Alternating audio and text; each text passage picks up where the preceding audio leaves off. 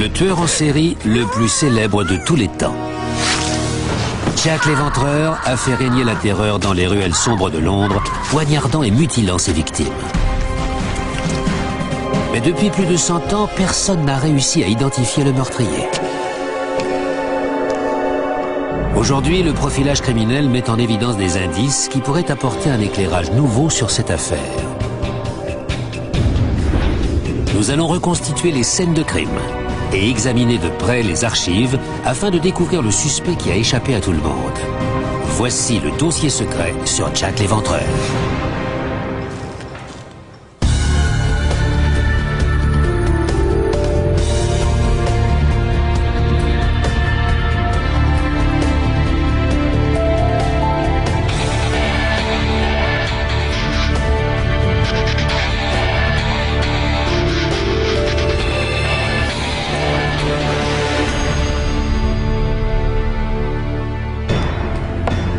De 1888 à 1891, 11 femmes sont tuées à Whitechapel, un quartier situé dans l'est de Londres. 5 de ces meurtres présentent des similitudes. On les attribue donc à un même homme.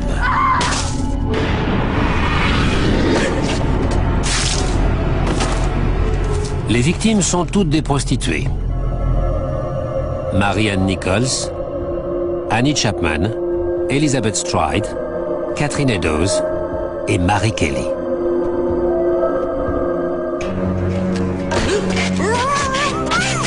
Cette folie meurtrière dirigée contre des prostituées commence au mois d'août et s'arrête en novembre, aussi soudainement qu'elle a commencé. On a échafaudé de nombreuses théories à propos de l'identité du tueur. On a parlé des francs-maçons, d'un médecin de la cour et même d'un des petits-fils de la reine Victoria.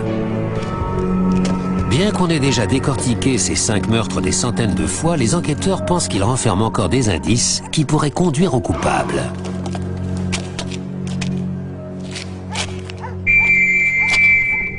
Pat Brown va appliquer des techniques modernes de profilage au cas de Jack l'Éventreur. Le profilage criminel, c'est une analyse scientifique des preuves matérielles et comportementales. Cela permet de savoir la façon dont le crime s'est déroulé et d'établir le profil psychologique de l'auteur de ce crime. La série de meurtres débute le 31 août 1888. Le corps de Marianne Nichols s'est retrouvé à Bucks Row, une rue proche de l'hôpital de Londres.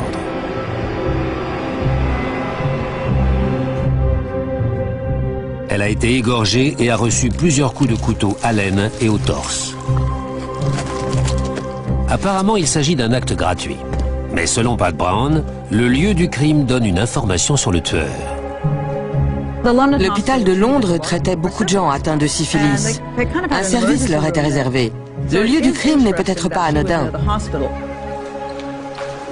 Londres est très touché par la syphilis. Whitechapel, quartier de prédilection des prostituées et des travailleurs immigrés, n'est pas épargné.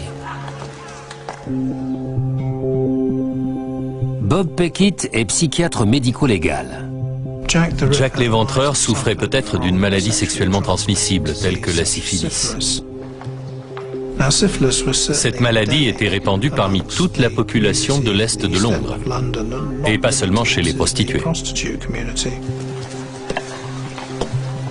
Dans les années 1880, il n'existe pas de remède contre la syphilis. Elle mène souvent à la folie et à la mort. Peut-être que Jack est allé à l'hôpital pour recevoir un traitement et qu'il en est ressorti très énervé. Il se serait défoulé sur Marianne Nichols. 9 jours plus tard, le 8 septembre, le corps d'Annie Chapman est retrouvé à moins d'1 kilomètre du lieu du premier meurtre sur Hanbury Street. Là encore, il s'agit d'une prostituée d'âge mûr. Elle aussi a été égorgée. Mais en examinant le corps d'Annie Chapman de plus près, la police s'aperçoit qu'elle a été éventrée et qu'on a pris son utérus. Bien sûr, c'est un comportement très troublant. Les hommes qui commettent ce genre de crime emportent souvent des trophées en souvenir.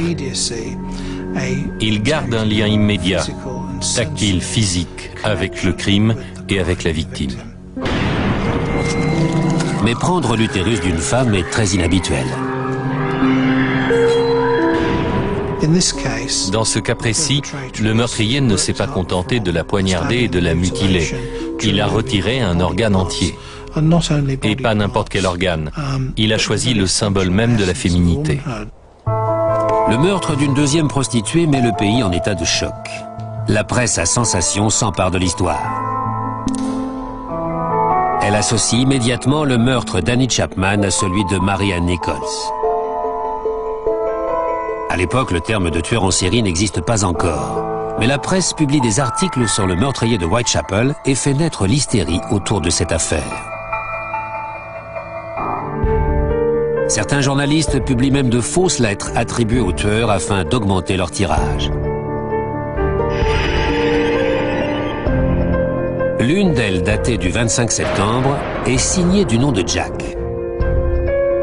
C'est la presse qui va le surnommer Jack l'Éventreur, à cause des mutilations qu'il inflige à ses victimes.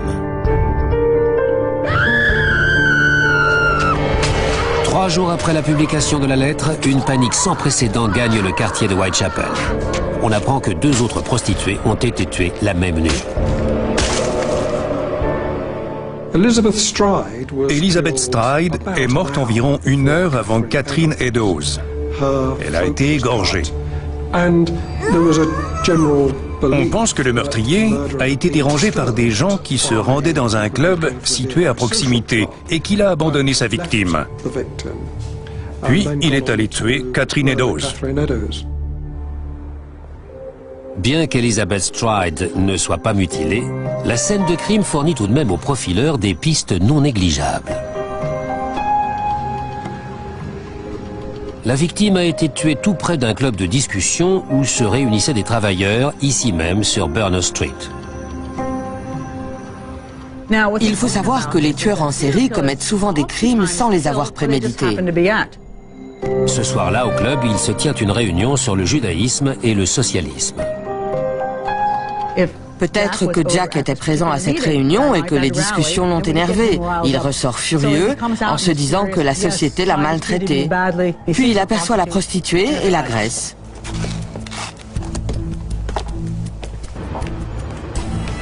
Pat Brown pense que le deuxième crime peut fournir de nouveaux indices sur l'identité de l'éventreur. Il s'agit du meurtre de Catherine Eddowes, qui a lieu à Mitre Square la nuit du 30 septembre. Les gens se demandent s'il est utile que les profileurs se rendent sur la scène de crime. La réponse est oui. Même s'il a été commis il y a très longtemps et que l'endroit a beaucoup changé, on a suffisamment d'éléments qui permettent de comprendre pourquoi Jack a choisi ce lieu. D'ici, il pouvait voir de l'autre côté et guetter l'arrivée éventuelle d'un policier. Le meurtre de Catherine Eddowes est particulièrement atroce. Le tueur l'a égorgée, éviscérée, et pour la première fois, il a balafré le visage de sa victime. Pour certains experts, c'est le signe que l'éventreur devenait de plus en plus violent. Mais Pat Brown ne voit pas les choses de cette façon.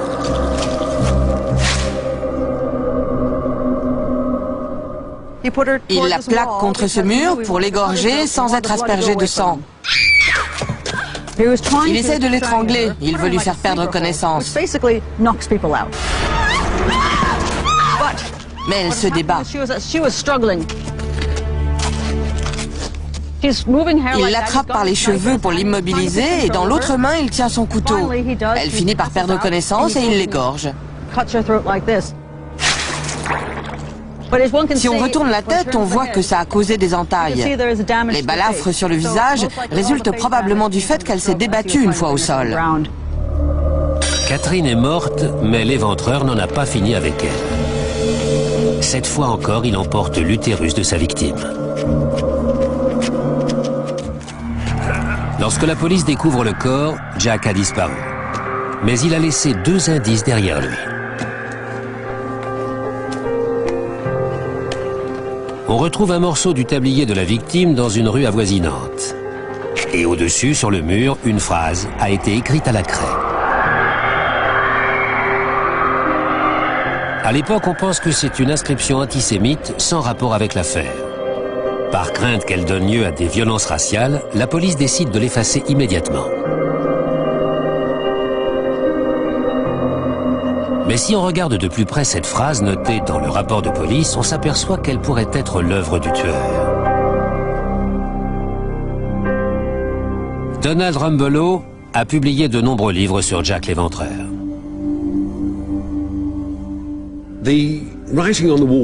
La phrase qui était écrite sur le mur de Goulston Street disait ceci: « Les Juifs ne seront pas accusés pour rien ». J'ai le sentiment que c'est l'Éventreur qui a écrit ces mots. Juste en dessous, il y avait le morceau de tablier de Catherine Eddowes. Je pense donc que c'était un message de Jack l'Éventreur. Les psychopathes sont incapables d'éprouver du remords et ne supportent pas les accusations. Plus tôt dans la soirée, la réunion au club des travailleurs a peut-être fait naître chez le tueur un sentiment d'injustice. Le meurtre de Liz Stride a eu lieu près d'un club qui accueillait une organisation juive. Si Jack a assisté à la réunion, une fois dehors, il a peut-être voulu exprimer sa colère envers la société. Il s'est dit qu'on le rendait responsable de tout et il a écrit cette phrase sur le mur. Pat Brown pense elle aussi que le tueur est l'auteur de l'inscription. Selon elle, la syntaxe approximative de la phrase résulte d'une dégénérescence cérébrale causée par la syphilis. C'est la perte de certaines facultés cognitives et la colère qui l'ont poussé à écrire cette phrase. Selon Pat Brown, le meurtre commis près de l'endroit où se tenait une réunion de socialistes juifs et la phrase écrite sur le mur signifient que le tueur était peut-être un ouvrier juif. Mais aujourd'hui, la question religieuse est toujours aussi sensible qu'en 1888. Il y a des tueurs en série de toutes origines. Ils peuvent être blancs, noirs, hispaniques ou autres. On trouve des psychopathes dans tous les groupes de population. Je pense que Jack l'Éventreur était juif. Mais le fait qu'il soit juif n'a rien à voir avec le fait qu'il soit l'Éventreur. Le profil du suspect se précise. Il s'agirait d'un ouvrier juif atteint d'une dégénérescence cérébrale. Après ces 4 meurtres, la pression de l'opinion publique est énorme.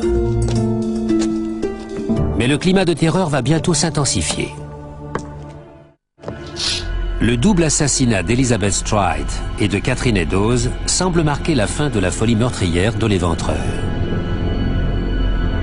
Mais 6 semaines plus tard, une prostituée de 25 ans dénommée Mary Kelly est retrouvée dépecée sur son lit.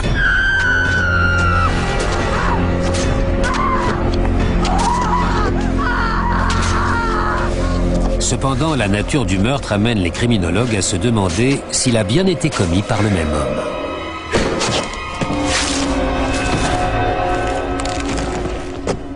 Ce cas est si différent des 4 autres qu'on peut se demander si le meurtrier est le même. Les autres crimes ont eu lieu dehors. Celui-ci a eu lieu à l'intérieur. Les 4 précédents ont été très rapides. Mais pour celui-ci, il a pris son temps. Mary Kelly est tuée dans une chambre. Et le meurtrier laisse la scène de crime en l'état. En reconstituant la pièce d'après les photos et le rapport de la police, Pat Brown conclut que la victime connaissait son assassin. Les vêtements sur la chaise sont un détail intéressant. Ce sont ceux de Mary Kelly, soigneusement pliés. Si elle est venue ici avec un client, ce n'était peut-être pas Jack.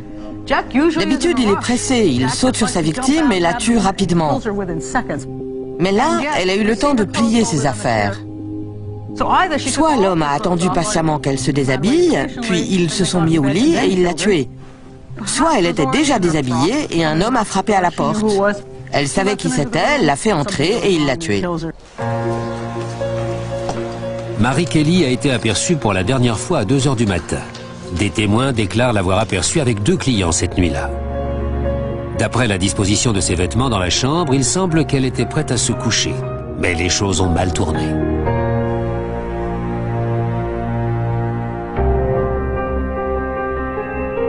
Les points rouges indiquent l'endroit où se trouvaient les organes du corps de Mary. Sous sa tête, on retrouve un sein, un rein et son utérus. Son foie se trouve entre ses pieds et sa rate est placée à côté d'elle. Des morceaux de chair provenant de son abdomen et de ses cuisses sont disposés sur la table. Le point noir représente son cœur qui n'a pas été retrouvé.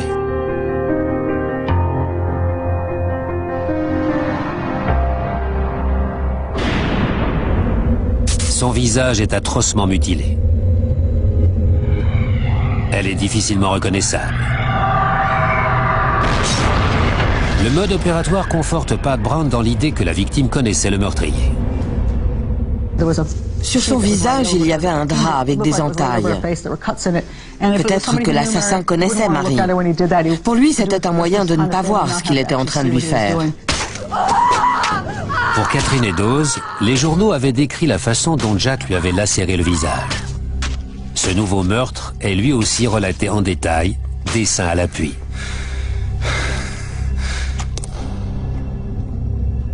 L'utérus de Marie est laissé sur le lieu du crime. C'est l'organe de prédilection de Jack, celui qu'il emporte presque toujours. Je pense que les 4 premiers meurtres sont l'œuvre de Jack l'Éventreur et que celui de Mary Kelly a été commis par quelqu'un d'autre qui a voulu lui faire porter le chapeau. La mort de Mary Kelly et celle des 4 autres femmes ont été imputées à Jack l'Éventreur. Il existe pourtant une différence fondamentale qui a peut-être freiné les policiers dans leur tentative d'identifier le meurtrier.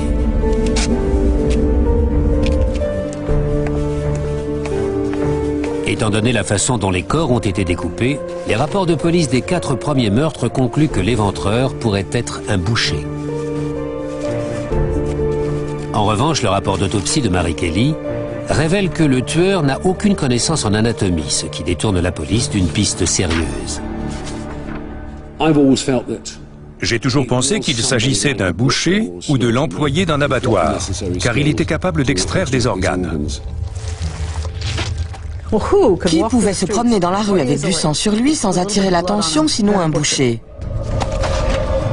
Cette piste aboutit à un suspect que les enquêteurs ont négligé. Un homme que la police connaissait, mais qu'elle a choisi d'ignorer.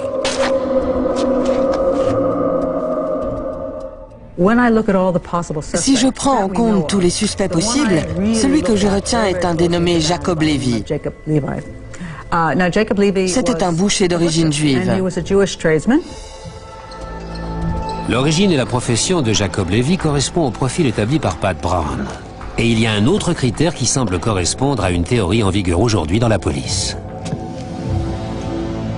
Il a été démontré qu'un meurtrier vit souvent près de l'endroit où il commet ses crimes. Jacob Levy vit à Fieldgate Street, puis il déménage à Middlesex Street, près de la boucherie où il travaille. Ces 2 rues sont dans le périmètre de chasse de l'éventreur. Il pouvait accéder librement à la boucherie. Après avoir commis ses crimes, il pouvait retourner sur Middlesex Street, s'introduire dans la boutique, cacher ses trophées, se laver et rentrer chez lui. Dans une déclaration faite par sa femme, on apprend qu'il souffrait de troubles psychiques.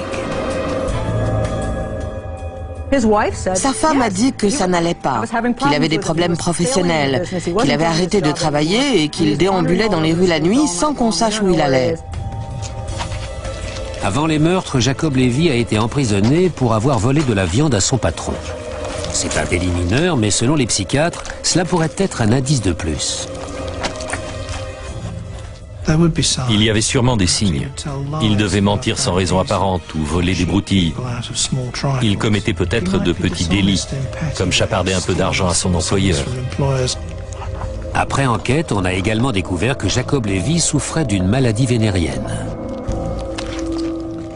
Il était marié et père de famille, mais il avait la syphilis.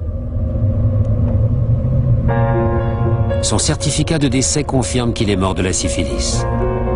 Il l'avait peut-être contracté dans les rues de Whitechapel. La maladie l'emporte en 1891, 2 ans après les meurtres commis par l'éventreur.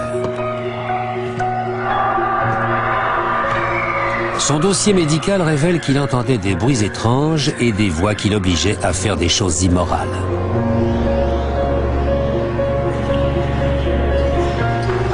Ces voix sont un symptôme de la psychose qui survient à un stade avancé de la syphilis.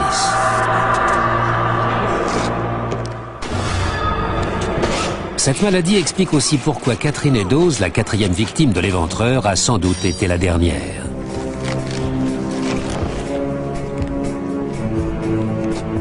Il s'est retrouvé incapable d'organiser et de mener à terme ses attaques. Mais une autre raison pourrait expliquer qu'il ait arrêté ses activités meurtrières aussi brusquement. Il s'agit d'un témoin oculaire, un autre boucher d'origine juive dénommé Joseph Chaim Levy. Joseph Levy est un des 3 hommes qui ont aperçu l'assassin de Catherine Eddowes. Il s'est montré peu coopératif. Il a dit qu'il n'était pas capable d'identifier le tueur. Mais il donnait l'impression d'en savoir beaucoup plus qu'il voulait bien le dire.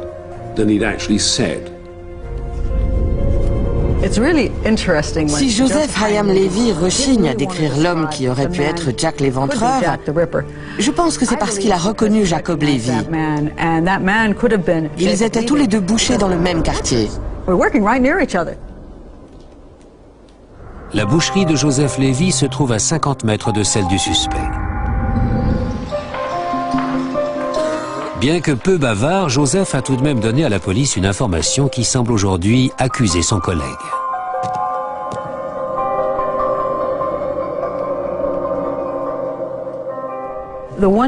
Joseph Levy a révélé une chose intéressante. Il a dit que l'éventreur faisait environ 10 cm de plus que Catherine Eddowes. Or, Jacob Levy mesurait 1,62 m et Catherine Eddowes faisait 1,52 m. D'après les autres témoins oculaires, la différence de taille était plus importante. Mais il est difficile de savoir qui a raison. Jacob correspond à la description de Joseph. Il remplit également les critères établis par les profileurs qui enquêtent aujourd'hui sur Jack l'Éventreur. Je suis à peu près certaine que Jacob Levy était Jack l'Éventreur et qu'il a commis les 4 premiers meurtres. Tous les éléments convergent dans cette direction.